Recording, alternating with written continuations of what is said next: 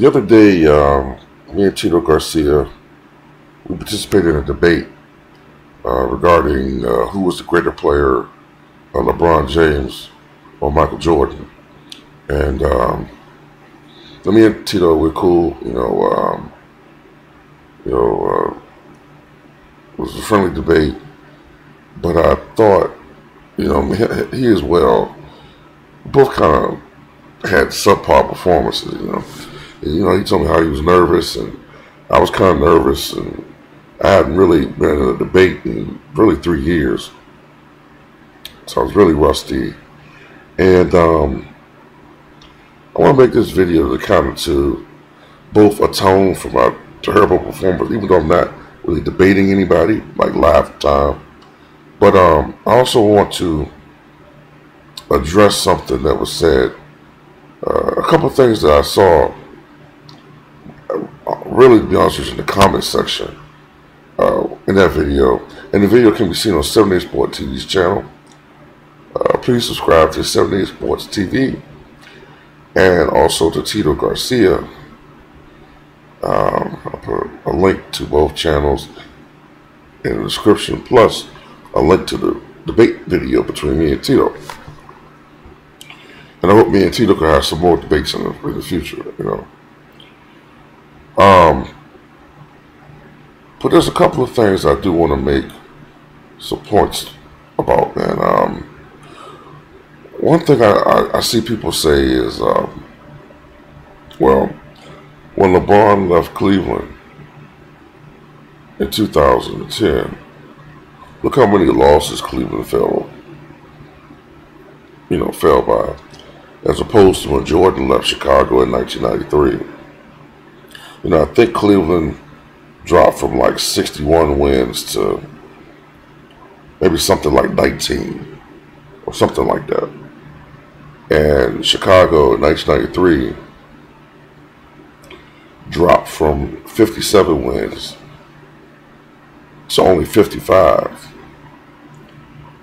And I think that's very misleading.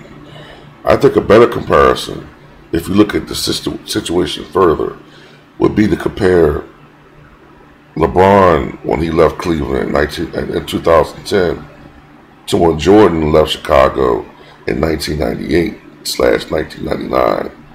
That's a better comparison, because not only did LeBron leave, the head coach was fired. Zydrunas Ilgauskas, who had been there since Bill Clinton was still in his first term, he left. All right. Key players on that team left. I believe Antoine Jameson left. All right. Danielle Marshall left. A lot of other players that were on those teams.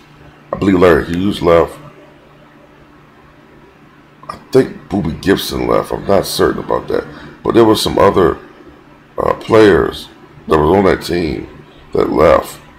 Some key role players. It's not like LeBron James was playing with a bunch of high school players. All right. When Jordan left Chicago, retired in 1998, 1999, I have to say 1999 because that was the year of the strike, the first year. All right. Jordan left. Pippen left. Phil Jackson was fired. Rodman left. The team went from 62 wins to 15 wins. That's a fair comparison. Now, when Jordan left in 1993, there were differences. Number one, Jordan's impact was felt. His leaving, it was felt tremendously. All right, tremendously on offense. They really struggled on offense at times. Their offense struggled.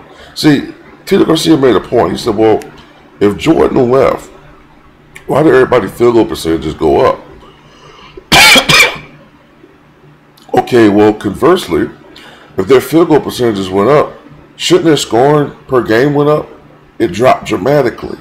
The reason why their field goal percentages went up, to be honest with you, is because they had to consciously take better shots.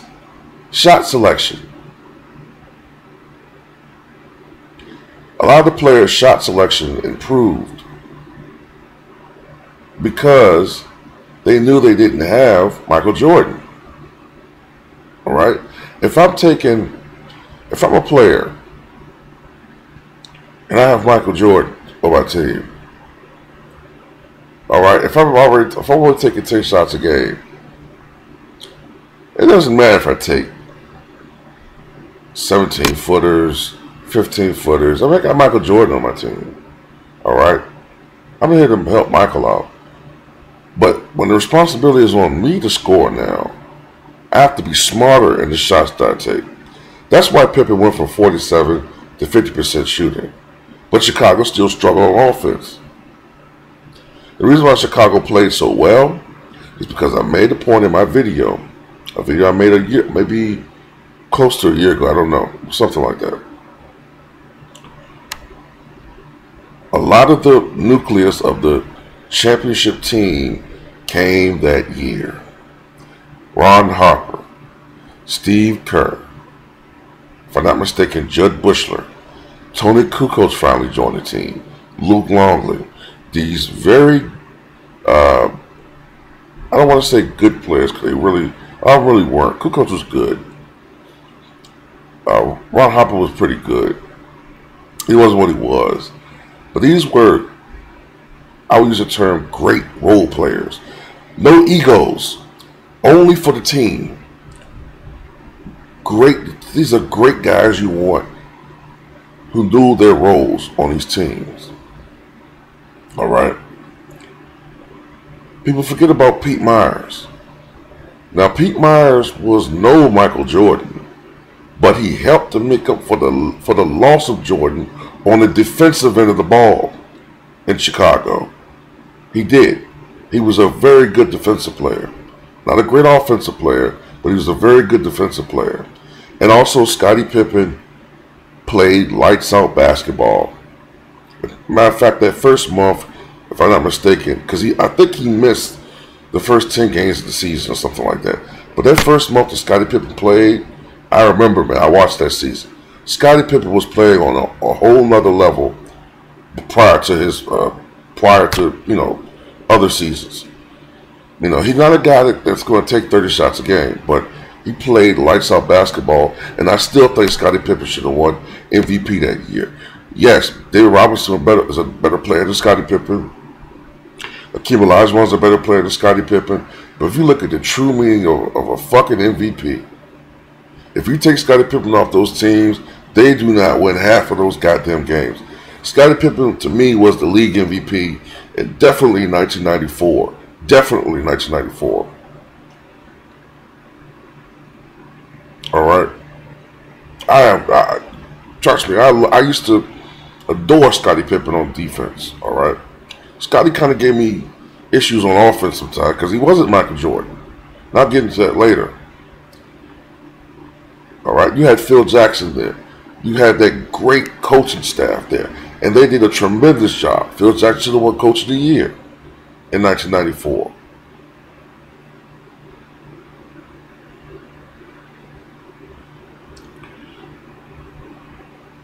That's partially why Chicago did so well. Also, the excellent play of Horace Grant.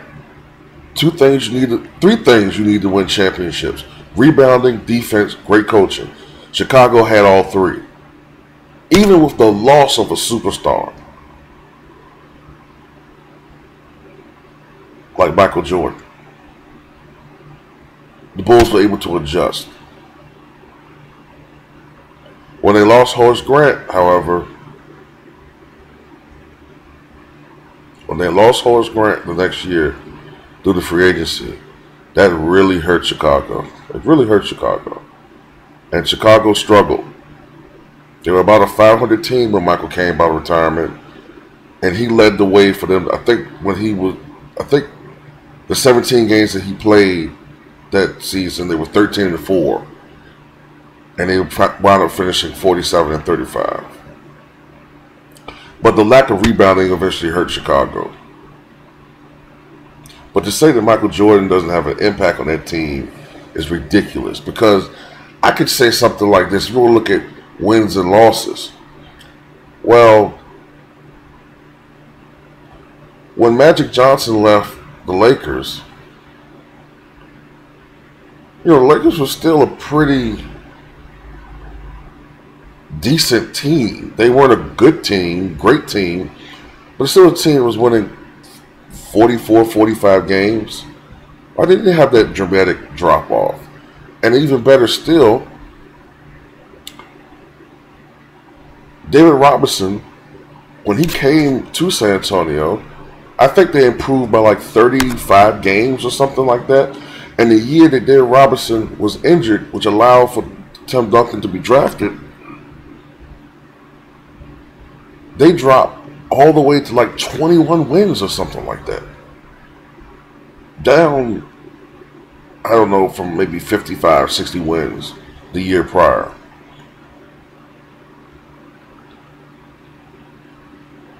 When Kareem Abdul-Jabbar retired, the Lakers were still a good team. All right. Before Magic arrived, the Lakers were still a really good team. So does that mean David Robinson's a better player than Magic Johnson and Kareem Abdul-Jabbar? There's other variables to look at. And then there's this thing about, before I go into that, I gotta point this out. Why, when LeBron left Miami, everyone thought Miami was going to be stinkers kaputza. They're playing just as well as Cleveland is right now. And if LeBron is such a great player, why is Cleveland struggling so badly? And if LeBron makes everyone better, why is Kevin Love playing so, compared to his play in Minnesota, why is he playing so subpar? There's answers to that, but I'm just bringing it up. And also, finally, I want to get onto this thing. This Jordan didn't win until Pippen got there. Malarkey. All right. First of all, yes, Jordan's team did not have a winning record until 87-88, which is the first year Scottie Pippen got there. But let's not act like Scottie Pippen came to Chicago balls to the wall, putting up 20 points, 7 rebounds, 7 assists. Last I checked, Scottie Pippen played 79 games, started none of them, only put up 8 points a game. Huge impact player? No. And if that's the case, the very next season, he started becoming a more regular starter, putting up 14 points a game. The Bulls dropped 3 wins. That doesn't make sense. Pippen's offensive production going up, they dropped 3 wins. That doesn't make sense. Also with Chicago, with Jordan, 86-87 season, the Bulls won 40-42. 16 of those 42 losses came against teams that went to the finals that decade. There weren't 30 teams back then. There were only 23. All right? There was no Minnesota Timberwolves, or Orlando Magic, or Miami Heat, or Bobcats, or Pelicans, or Raptors, or Grizzlies. All right? These teams didn't exist. These teams generally over the last 25 years have been bad. They've had some good years. Miami, due to great signings, they've been probably the best of those teams. But generally, especially with a team like the Bobcats, a lot of teams can get free wins off of teams like that. If I'm not mistaken, LeBron James has his career high against the Bobcats, as does Carmelo Anthony. It's easy to beat up on these cellar-dwelling teams. Another point, just before this video ends, LeBron has a tendency, like other players in this era, to beat up on lesser competition. All right, his 61-point game against the Bobcats, his 56-point game against the Raptors, who the next season allowed 81 points to Kobe. MJ, 22 of his 39 50-point games against top 10 defenses. Peace.